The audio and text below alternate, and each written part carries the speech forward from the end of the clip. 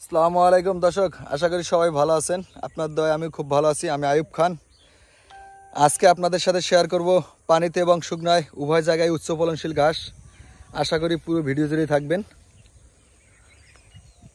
এই হলো আমার চাষকৃত পানিতে অজানা হাইব্রিড ঘাস, যেটা 20 ফুট পানিতে এবং শুকনাতে উভয় জায়গায় উচ্চ ফলনশীল। দেখেন ঘাস কি হওয়া হয়েছে, ভিতরে জায়গা নাই, এত পরিমাণ ঘাস হয়েছে। তো এই ঘাসটা কিভাবে চাষ করছি এগুলোই আপনাদের সাথে আজকে শেয়ার করব। আশা করি ভিডিওটা একটু বড় হলেও আপনারা সাথে থাকবেন, হয়তো উপকৃত হবেন ইনশাল্লাহ। এখানে আমার 150 শতাংশ জমি। শুরুতে 3টা চাষ দিয়ে জমিটা ফালায় রাখছি, এবং এই ফালায় রাখায় এবং ঘাস চাষ করায় কি উপকারিতা হয়েছে সেগুলো আপনাদের সাথে তুলে ধরবো। দেখেন মেঘের মতো কালো। আপনারা যত ভিডিও দেখছেন এদেশে বাংলাদেশে, এরকম মেঘের মতো ঘাস কালো কোথাও পাইবেন না। কারণ আমি এই জমিতে আপনার জমির উর্বরতা এবং ঘাসের প্রোটিনের জন্য, ভিটামিনের জন্য সর্বোচ্চ পরিমাণ শ্রম দিছি, যার কারণে ঘাসের কোয়ালিটিও ভালো আসছে এবং ঘাসও ভালো আসছে। মেঘের মতো কালো দেখেন, দেখেন 2 ফিট গ্যাপ দিছি, কোথাও 3 ফিট গ্যাপ দিয়ে ঘাস চাষ করছি, অথচ কোথাও জায়গা নাই এত পরিমাণ। আর ঘাসের কাটিংয়ের মান আসবে কীভাবে দেখেন। এই ঘাসগুলো সর্বোচ্চ একটা বস্তায় 1000 পিস ধরে। আর লো কোয়ালিটির যে ঘাসটা, যেটা চিকন, ওইটা আপনার 1200-1500 ধরে। এই হলো ভালো এবং মিডিয়ামের মধ্যে পার্থক্য।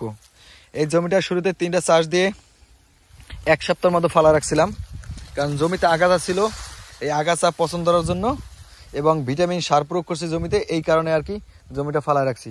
1 সপ্তাহ ফালা রাখার পরে এই জমিতে প্রতি শতাংশতে আধা কেজি করে পটাশ, 250 গ্রাম ইউরিয়া, 250 গ্রাম ড্যাপ সার, এবং পাশাপাশি 30 শতাংশ জমিতে 2 কেজি করে ম্যাগমা, 2 কেজি থিওবি, 2 কেজি গ্রোজিং, এবং 30 শতাংশ জমির জন্য 20 কেজি করে জিপ সার ব্যবহার করছি।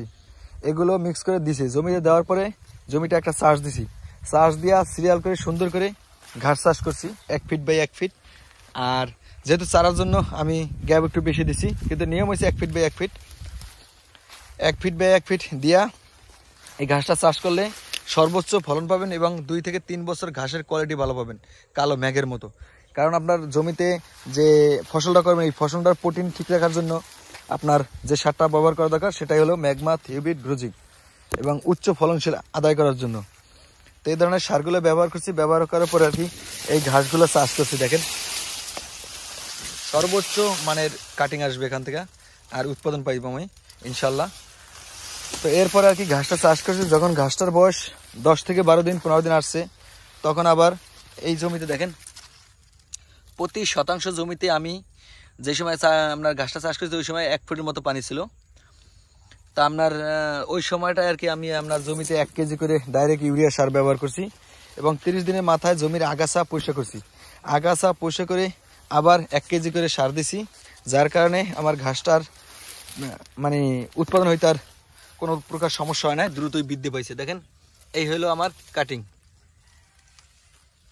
এই যে 100% পরিপক্ক, যত দিন যাবে অতই কাটিং। আমি যে বর্তমানে কাটিংগুলো ডেলিভারি দিচ্ছি বাছার আগে, মানে কাটিংটা ডেলিভারি দেওয়ার আগে বাছতে হয়। বাছার আগে যে পিকচারটা তুলছি, এই পিকচারটা আপনাদের সাথে শেয়ার করব। আশা করি দেখলে আপনারা বুঝতে পারবেন। দেখেন তো এই ঘাসটা আর কি আপনার 20 ফুট পানিতে হবে, শুকনোতে হবে, সব পরিবেশে ঘাসটা উৎপাদন হবে। আমি একটু উপরে দাঁড়াই, আপনারা দেখেন জমির পরিমাণ। যে কোনো পরিবেশে এই ঘাসটা উচ্চ ফলনশীল একটা ঘাস, পানিতে এবং শুকনায় উভয় জায়গায় খুব ভালো ফলন হয়। বিশেষ করে নদীমাতৃক বাংলাদেশ ঘাস চাষ করলে আপনার সব কিছু খেয়াল রাখতে হবে যে আমি এই ঘাসটা বিপদের বন্ধু হিসেবে চাষ করব, নাকি আমি ক্ষণিকের জন্য চাষ করব। তো বর্ষার সময় যাতে আপনার গবাদি পশুর খাদ্য সংকট দেখা না দেয়, সেটা মহিষ, গরু, ছাগল, ভেড়া যেটাই হোক, সেক্ষেত্রে আপনারা যেমন উঁচু জমিতে স্মার্ট নেপিয়ার, জারাওয়ান, গুয়াতেমালা, এলিফ্যান্ট এই ধরনের ঘাসের পাশাপাশি আপনারা এই পানির ঘাসটা চাষ করবেন, কারণ এটা বিপদের বন্ধু। বর্ষার সময় খুব সাপোর্ট দেয়, যাতে বর্ষায় আপনার কোনো ধরনের সমস্যা দেখা না দেয়। সেক্ষেত্রে আর কি এই ধরনের ঘাসটা চাষ করবেন, তাহলে আর কি আপনারা লাভবান হবেন, উপকৃত হবেন। দেখেন আমি এটা যে চাষ করছি, মোটামুটি আমার 106 বিঘা জমি 2025 সালের জানুয়ারিতে চারা উপযোগী হয়েছে। যেমন গুয়াতেমালা শেষ হয়ে গেছে, জারাওয়ান আছে, নতুন কাটিং বের হয়েছে, এরপর আছে ইন্দোনেশিয়ান স্মার্ট নেপিয়া, এলিফ্যান্ট, আর অজানা হাইব্রিড জার্মান, এগুলো তো আছেই। প্রতিদিনকার মতো। ওই দেখেন আমার ওই সাইডে একটা অজানার প্লট, ওই যে নেট দিয়ে বেড়া দেওয়া জার্মান হোয়াইট হাইব্রিডের। আর এটা হলো অজানা। কি ধরনের কাটিংগুলো আপনাদেরকে ডেলিভারি দিই সেগুলোই দেখেন। এই যে এগুলো হলো অজানা হাইব্রিড ঘাসের কাটিং। এই ধরনের কাটিং এক বস্তায় আপনার 1000-1200 পিসের বেশি ধরে না। যদি আপনার কাটিংয়ের মান গুণগত মান খারাপ হয় সেক্ষেত্রে আমরা 1500 পিস ধরে। তো বর্তমানে আর কি 1000 পিসেরই বস্তা করতেছি। দেখেন আপনার 200 টাকা সেভ করতে দেয়া, কুরিয়ার খরচ সেভ করতে দেয়া লো ধরনের কাটিংয়ের স্যার আপনারা সংগ্রহ করে নাই, তো আপনারা লসের সম্মুখীন হবেন। আশা করতেছি এখান থেকে আল্লাহর রহমতে আপনাদের দোয়ায় খুব ভালো মানের কাটিং বের করতে পারবো ইনশাল্লাহ। দেখেন এই ঘাসটা খুব ভালো একটা ঘাস। যদি আপনার ঘাস কাটার মেশিন থাকে চপার করে দিবেন, খুব ভালো খাইবে গরুতে, গরু ছাগলে উভয়ই। আর যদি চপার না থাকে সেক্ষেত্রে আপনার 70% গরুতে খাইবে আর বাকিটা ফালানো যাবে। আর যদি ঘাস কাটার মেশিন থাকে তাহলে তো কোনো কথাই নেই। দেখেন খুব ভালো মানের কাটিং এখান থেকে আপনাদের মাঝে ডেলিভারি দেব। দেখেন এই ঘাসটা আমার চাষ করার উদ্দেশ্য একমাত্র কাটিংয়ের জন্য। এখানে বসার সময় আপনার 4 ফিট 5 ফিট পানি, কারণ এই কাঁচায় পানি আসে ডাইরেক্ট সরাসরি নদী থেকে আসে পড়ে। আর বাকি সময় তো শুকনো থাকে। ওই যে আমার পাইপ সেট আপ করা পানি দেওয়ার জন্য, কয়েকদিন আগে পানি দিয়েছিলাম শুধু চারা কোয়ালিটি ভালো আসার জন্য। তারপর আলহামদুলিল্লাহ খুব ভালো হয়েছে এবং খুব সন্তুষ্ট। কারণ এই জমিতে আমি দুইবার সার প্রয়োগ করছি, 2বার ইউরিয়া সার প্রয়োগ করছি আর ভিটামিন সারগুলো দিছিলাম। তাই ভিটামিন সারের গ্রোথ এখনও আপনার ঘাসে পাইতেছে। দেখেন ম্যাগের মতো কালো, একবারে পুরো প্রজেক্টে ম্যাগের মতো কালো ঘাস। তাই ভিটামিন সারটা দেওয়া আর কি খুব কার্যকর হয়েছে। এখানে আমি আপনার থিওবিড, ম্যাগমা, গ্রোজিং 2 কেজি করে 6 কেজি দিয়েছিলাম। ম্যাগমা 2 কেজি, গ্রোজিং 2 কেজি আর থিওবিড 2 কেজি, 6 কেজি দিয়েছিলাম প্রথমে একবার। এর পরের বার আবার আপনার 2 কেজি করে এই সার দেওয়ার সাথে আপনার জিপ সার দিয়েছিলাম 1 নাম্বারটা, যেটা ময়দার মতো এক সার, ওই সারটা দিয়েছিলাম। যার কারণে ঘাসটা আপনার ম্যাগের মতো কালো হয়ে আছে। এই ঘাসটা আমি এই ধরনের ঘাসটা উৎপাদন পাবো ধরেন 2 বছর পাবো, কারণ মাটির উর্বরতা আমি ঠিক করে নিছি, এখন আর সমস্যা দেখা দেবে না। তো সবসময় আমি ভিডিওতে বলি আপনারা যারা ঘাস চাষ করেন এই থিওবিড, ম্যাগমা, গ্রোজিং, জিপ সার এই ধরনের সারগুলো ব্যবহার করবেন।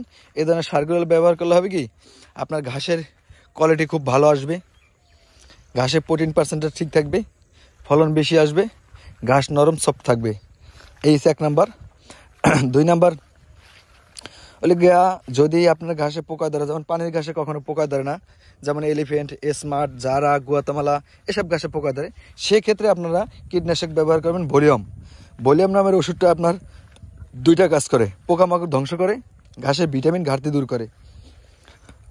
যেমন পোকা মারার অনেক প্রকার ওষুধ আসে, একমাত্র ভলিউম ওষুধটাই 2টা কাজ করে, ভিটামিন ঘাটতি পূরণ করে, পাশাপাশি পোকামাকড় দমন করে। তো ওই ভলিউমটা ব্যবহার করলে আর কি আপনাদের জন্য লাভবান, কারণ একই দামে সব পাইতেছেন 320 টাকা একটা বোতল। তো আশা করি পুরো ভিডিও জুড়ে থাকার জন্য সবাইকে আমার সালাম, আসসালামু আলাইকুম। এবং আজকের মতো আমি এখানে বিদায় নিচ্ছি। আমি আয়ুব খান, ভাই বোন ফার্ম হাউস, মুলাদি উপজেলা, বরিশাল। সেই সাথে চ্যানেলটা সাবস্ক্রাইব করার অনুরোধ রইল। আল্লাহ হাফেজ।